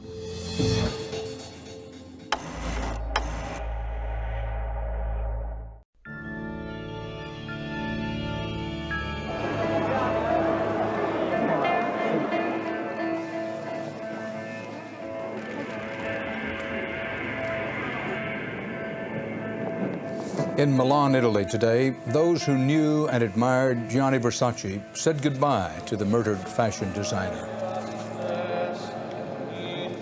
1 week after Gianni Versace was murdered, celebrities and friends from around the world gathered inside this Gothic cathedral in Milan, Italy, for his funeral.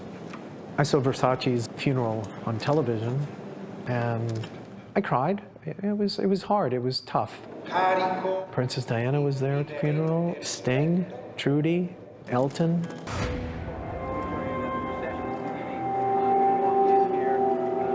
In Miami, not far from where he was murdered, there was a small, intimate service to celebrate the designer's life. The flowers left on the steps of Versace's opulent mansion served as one somber reminder of what had happened. We consider Andrew Kunanan to be armed and to be extremely dangerous. The police activity was another. They were tracking every lead they could, hunting for Gianni Versace's suspected killer, 27-year-old Andrew Kunanan. You had a very good suspect. Michael Band was the prosecutor assigned to this case. And our first step was to go out into community with pictures of Kunanan and start beating the bushes and looking for this guy, looking to figure out, is this the guy? Authorities were starting to learn all about Andrew Kunanan. 3 months before Versace's murder, Kunanan was living in San Diego, and his life was, to say the least, complicated. I thought he'd be a very successful businessman, or maybe in the fashion industry, or something star quality like. Back in the 80s, Robert Ahrens remembers his 7th grade classmate Andrew Kunanan as a good-looking kid with a keen fashion sense. I remember Andrew would put dimes in his penny loafers. It was always that little extra something that made him sort of stand out and get noticed. Andrew sort of had this air about him that I thought was kind of beyond his years at that time. According to Ahrens, Andrew Kunanan grew up in a working-class San Diego suburb and did not share much about his home life. I had no idea who his mom was, his dad, whether he had brothers or sisters. I had no idea who was half Filipino. Andrew's father, Modesto, was a former Navy man turned stockbroker. He and Andrew's mother, Mary Ann, raised 4 children together. But Andrew stood out. He had a genius IQ, so he enrolled in the pricey and prestigious Bishop School in the Tony Beach enclave of La Jolla. When I heard that he was going to La Jolla and transferring to Bishop's, I thought, well, you've got to have money. That's a private school. The class of 1987 mentioned Andrew Kunanan as most likely to be remembered. He chose a quote from King Louis XV to accompany his senior photo, "Après moi, le déluge." After me, the deluge. Turns out those words could have been an omen. A year after Andrew's high school graduation, his father was facing embezzlement charges. He fled the country, leaving his family abandoned and broke. He was openly gay in high school and very flamboyant. And when 48 Hours first spoke to Nicole Murray Ramirez back in 1997, he knew Andrew Kunanan. Today, he still remembers Kunanan as the young man who didn't have a job, but was a big spender and an even bigger talker. Andrew Kunanan was basically known in the gay community's nightlife and the bar scene. He would walk in with an entourage and always pay for the bill. He wanted the illusion that it was his money. He tried to brag that he came from a Filipino family and he knew the Imelda Marcos. Michael Williams owned a local restaurant and knew Andrew Kunanan. He also knew where Kunanan really got all that money. He had a very wealthy older partner who really provided for him. How much older? I would say probably by 40 years. What did you make of that relationship? I stopped trying to figure that out. I was like, you know, here's this young, attractive, good-looking guy with this extremely older man. I mean, I can't imagine what the connection was there. I would imagine that you had an idea what the connection was there. I did, you know. Michael Williams was introduced to Andrew through their mutual friend, a young ensign named Jeff Trail. Andrew was very pretentious, loud, you know, always had to be the center of the party. Jeff was opposite of that. Jeff was pretty conservative and quiet, always helping people. Trail was an Annapolis graduate and a Gulf War veteran living in San Diego. He was also gay, as out as was possible. Tonight on 48 Hours, the battle over homosexuals in the military. In 1993, when he appeared in Silhouette for a 48 Hours interview, he talked to us about issues affecting gay people in the military. We're not here to be feared. We just want to do our jobs. That's all we're asking for. While Trail and Kunanan were friends, to the best of anybody's knowledge, that is all they were.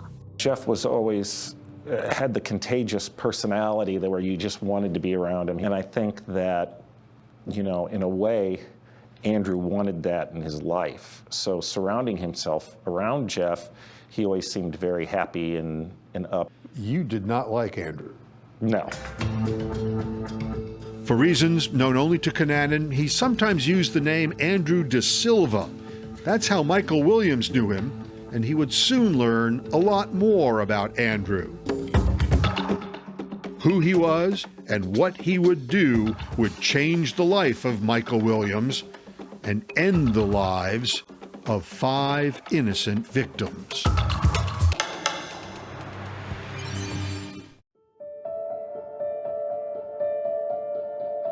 Tracing Andrew Kunanan's blood-soaked path to Johnny Versace's front door means following a series of unexplainable events punctuated with unfathomable viciousness. None of the dots are easily connected, except in the mind of the murderer. The road begins with Jeff Trail. He just had that charisma about him. It was Trail who befriended Andrew Kunanan, and Michael Williams believes his friend knew Kunanan had lived a dangerous life. Andrew had a past of dealing drugs. He had a past of prostitution. And I really think that Jeff was trying to pull him out of that. Williams says Jeff Trail had left the Navy and was training to join the California Highway Patrol. And then, suddenly, and with no explanation, in the fall of 1996, Trail moved to Minneapolis. The day that he got in the car to leave, I said, please be safe. And he reached under the seat and he pulled out his handgun. And he said, I'm going to be safe. I've got this. Around that same time, Jeff Trail's friend, Andrew Kunanan, was struggling, according to Nicole Murray Ramirez. He was not good looking anymore. He had to have looked in the mirror and saw what I saw, which was a 6 going down to a 4. What was left for his life? Kunanan had gained weight and given away much of his expensive designer wardrobe. He had dabbled into drugs. He was now an older young man with average looks. On top of that, his older, wealthy partner broke up with him. I surmise that Andrew one day woke up after his older boyfriend broke up the relationship. And what's next? How is he going to live? He lost the money, the mansion, and all that went with it. He lived off other people. He also was someone who was revengeful. Former FBI profiler Mary Ellen O'Toole. This is not someone that you break up with easily, because when you're grandiose and you're the center of the world, people don't break up with you. And then, for reasons Kunanan never fully explained, on Friday, April 25th, 1997, he went to Minneapolis. He flew from San Diego on a one-way ticket. Do you think that he went up to Minneapolis with murder on his mind? Yes, I think that he did. Kunanan knew people in Minneapolis. Jeff Trail was there. And Michael Williams thinks something happened between the two of them. I called to check on Jeff, and he was just really depressed. It alarmed me. We'd never had a conversation like that.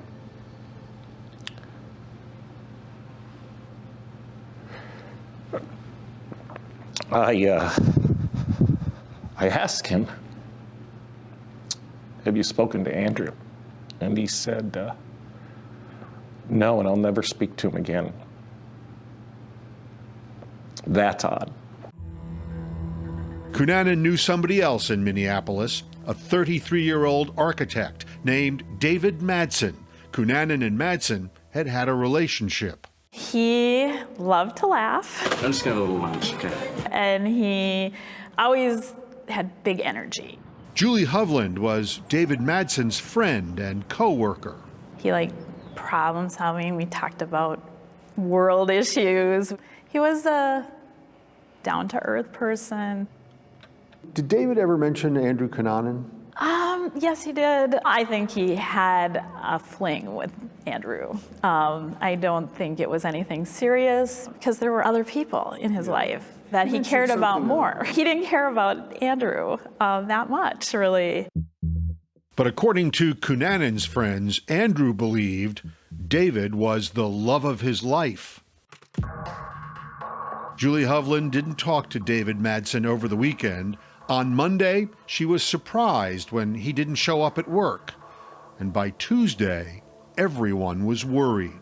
I called him, went to voice messaging, and a couple of my coworkers went to his house over lunch hour on Tuesday, heard his dog barking in the apartment. She didn't know it, but Kunanan's killing spree had already started. It was noticeable as soon as you open the door and walk in. Nobody made any effort to try and conceal it or hide it. When retired Minneapolis homicide detective Dale Barsness arrived at Madsen's apartment, what he saw was gruesome. There was a bloody body wrapped in a rug. I thought he was dead that day. I pretty much cried the whole night. And then later we found out that it wasn't David's body in the carpet. How did you feel when you heard that? Shocked, but then, oh, what happened? The body in David Madsen's apartment was Jeff Trail. He had been beaten to death with a hammer. And not far from the body, police found a duffel bag with a name on it, Andrew Kunanan. This is the travel bag that we believe Andrew Kunanan brought to Minneapolis on April 25th. But where was Andrew Kunanan, and where was David Madsen? The trail stayed cold for just 4 days, and then on Saturday morning, 2 fishermen found the body of a young man on the shores of East Rush Lake, about an hour north of Minneapolis. It was David Madsen. He'd been shot in the head. We learned that David died pretty soon after Jeff Trail.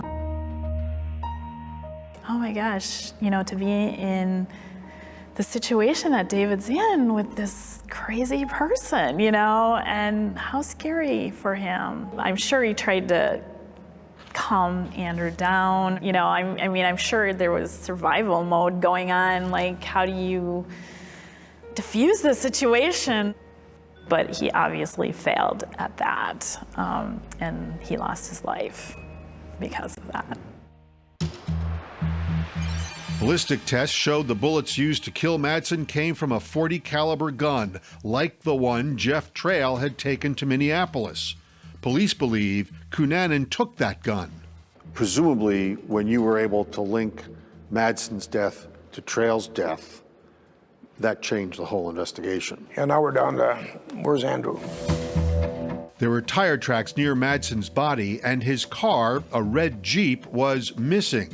But it would not stay missing for long. 72-year-old Lee Miglin was found tortured and stabbed to death in the garage of his mansion on Chicago's Gold Coast.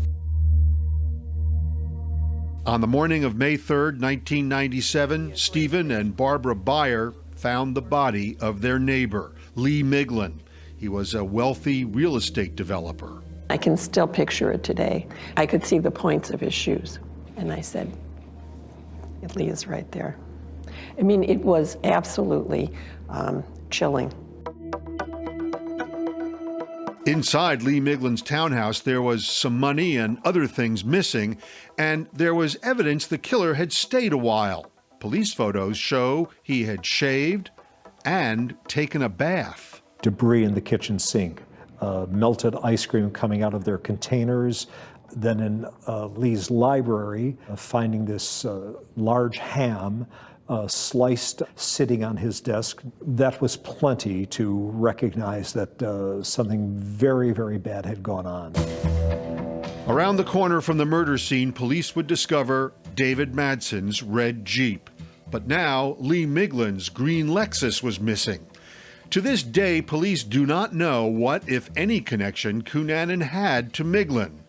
But they feared Kunanan would strike again.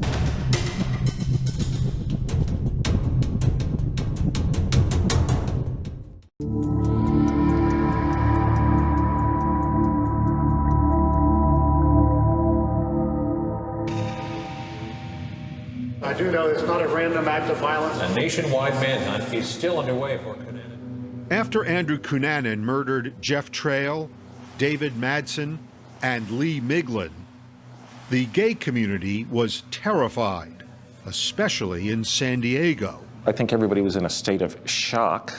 I think some people were in a state of fear. People didn't answer their doors. People that knew him the most stayed other places. Michael Williams relocated to Scottsdale, Arizona. Everybody was on very high alert.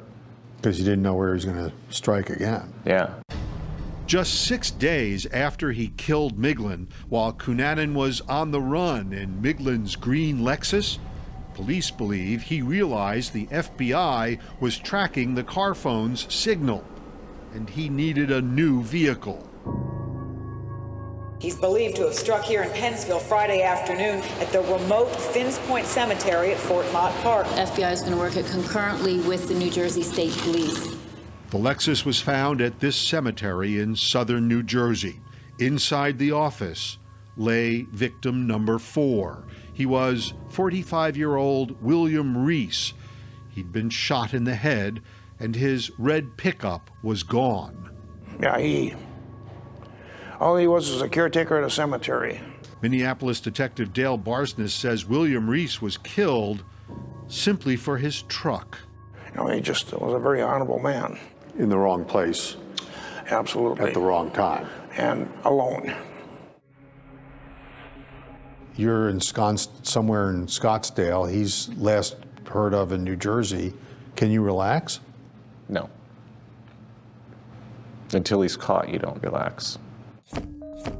As Johnny Versace was in Europe working on what would be his final collection, Andrew Kunanan was the focus of a nationwide manhunt. He was featured on America's Most Wanted. Police say Kunanan may be wearing glasses. And earned a spot on the FBI's 10 Most Wanted list. You think he enjoyed the attention that he got? Oh, I absolutely do. Former FBI profiler Mary Ellen O'Toole. He basically held the United States hostage because we were looking for him everywhere. We didn't know where he was. O'Toole says, having murdered 4 men in 3 states over 12 days, Kunanan was now considered a spree killer. A spree killer continues and continues and continues and does not go back into their normal life. Life as they know it, it's done. So O'Toole believes Kunanan knew he had nothing to lose. There's no way to undo what he's done now. Absolutely no way. So he's really boxed himself into a corner. From a behavioral standpoint, that makes him more dangerous. But then, for 2 months, there was no sign of Kunanan. Until July 15th, 1997, when he struck again. This time was different, because this time, his victim was Johnny Versace. When you heard that he had done it again, do you remember how you felt? Every time there was another killing, it was almost like you're being stabbed, you know? It's that rush of pain, and you're just automatically, oh my God, why can't they catch him? There's no question that he knew that we were hot on this trail. Carlos Noriega remembers that within hours, hundreds of police officers piled onto Miami Beach. We all but locked down the causeways and the ways in and out of the city. And I believe that created that bottleneck where he felt uncomfortable trying to leave the city. Crime Stoppers. With all the attention on this case, every day brought a flood of tips. How long ago? The tips that were coming in were overwhelming at times. Especially since this was Detective Gus Sanchez's first homicide investigation. Were you nervous at all? Of course I was. Yeah. We know already that he had killed numerous people. I remember going to different locations, knocking on doors. And it always crosses your mind that Kunanan can be in there armed and he can shoot through the door. Detectives soon learned Kunanan had been in Miami Beach for about 2 months. He was sort of hiding in plain sight. Exactly. The police had missed several opportunities to get him. About a week before he killed Versace, Kunanan pawned a gold coin stolen from Lee Miglin. How'd the pawn shop know it was him? He told them. Pawned the coin about a week before the homicide. And used his own name. Used his own name. What's more, Kunanan's name was on a form the pawn shop was required to send to the Miami Beach Police Department. It arrived 5 days before the murder. We did not have an automated system at the time. It was just one of many forms, and unfortunately, nobody looked at it. Did you think, why didn't we know about this before Johnny Versace was killed? That thought went through my mind several times because apparently he was on the beach for a period of time. Kunanan listed his address as the Normandy Plaza Hotel. It was a dump. You and I wouldn't stay in that hotel. He'd registered under his own name. It must drive you nuts to know that this guy was walking around free as a bird. Right. I mean, just the fact that this guy was being looked for speaks to the fact that he was able to blend in and change his appearance and successfully just stay one step ahead that way. Things might have turned out differently if police had a little more luck. 4 days before Versace was killed, someone at this sub shop recognized Kunanan from the America's Most Wanted story. He called the police, but they arrived too late. I was disappointed. I was frustrated. It's just unfortunate that we didn't catch him before it happened. After Versace's murder, with Kunanan on the loose, anxiety grew. Let me assure you that Miami Beach and Dade County are safe. I was afraid. Remember, Versace's friend, Lazaro Quintana, had chased Kunanan. So I told the officer, go get him. He's in there. Go get him. He knew who I was, but I didn't know who he was. How did you behave when you were out? Scared, cautious, looking over my shoulder a lot. Literally? I mean, absolutely. Oh, yeah, I mean, I get goosebumps on it, absolutely. This man had a gun. This man knew what he was doing. The longer Kunanan dodged police, the more intense the hunt became. I think the police were getting anxious. Where could he be? What kind of resources did he have? Former prosecutor Michael Band. That's a lot of pressure. That's a lot of pressure on law enforcement. The whole world's watching, but we don't want anybody else dead. There was a sense that maybe we lost him by some people. I just thought that he was hiding out. And then the tip came in that would change everything. Here we go, guys. Here we go. I get a call, Michael, I think we found him.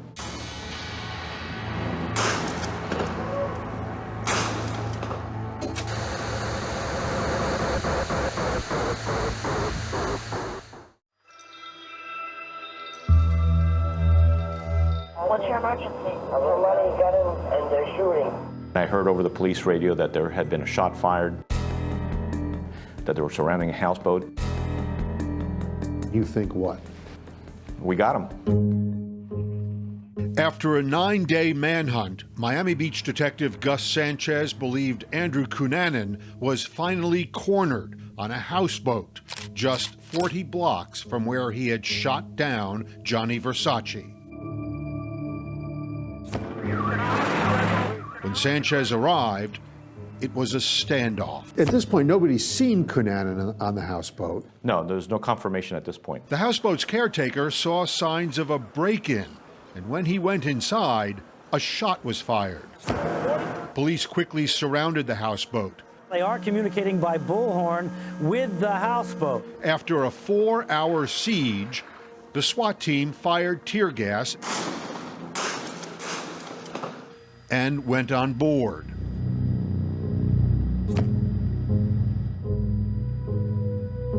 When it was safe, prosecutor Michael Band followed them. It was a mess. It was just a mess. In an upstairs bedroom, they found a body. I just recall an individual lying on the bed, looking up. He had a bullet wound in his head. There's a gun next to him. When you looked at that face, what did your gut tell you? My gut told me it's him. But that wasn't enough. I wanted his fingerprints. As Band waited, An expert at the scene compared fingerprints from the corpse with Kunanan's. He looks up and he says, it's him. The reign of terror brought upon us by Andrew Kunanan is over. It turned out Kunanan shot himself with the same gun he used to kill Johnny Versace, William Reese, and David Madsen. It was the gun he had taken from his friend and first victim, Jeff Trail. There's a sense of relief. But this was not the outcome Michael Williams hoped for. I didn't want him to do anything but go to jail and rot. Andrew Kunanan's suicide left the world with a pile of questions. Was there any connection between Johnny Versace and Andrew Kunanan? There have always been rumors. There is no hard evidence. Do you think they knew each other? I think there's a strong possibility that they crossed paths before. And that plays into his motive. I think so. I think they knew each other. Or he wanted to be in his circle and maybe he was rejected. And this is all speculation. There is some sense it's not complete. Why'd he do it? What was the folks in Minnesota? Why Chicago? Why New Jersey? Why Versace? Was there a connection there? Was this just some sort of serendipitous, unfortunate occasion where just two lives intersected at the wrong time? And we'll never know. We'll never know. 20 years after Versace's death, Tim Gunn says Versace's influence still lives. Sexy, alluring, gorgeous red carpet gowns, it's all attributable to Gianni Versace. Singer Bruno Mars not only wears Versace, he mentions Versace in one of his songs. If guys like Bruno Mars are singing about Gianni Versace 20 years after his death, what in your mind does that say about Gianni Versace? That he's fully embedded in our society and culture and has a profound legacy. I feel his presence when I'm designing. Leanna Aguilar, a Project Runway contestant, was just a teenager when Versace was killed. There are Versace elements in what you're wearing today, right? Yes. Tim Gunn saw this and he said, "This looks like Versace," and I was like, yes, mission accomplished. Of course, the memories are infinitely more personal for Michael Williams, who lost his best friend. And 2 decades later, it still hurts. This hasn't left you. I'm better. It's taken me years. You know, if it was just Jeff being killed, would be one thing. But then you got David and Lee Miglin and William Reese and Johnny Versace.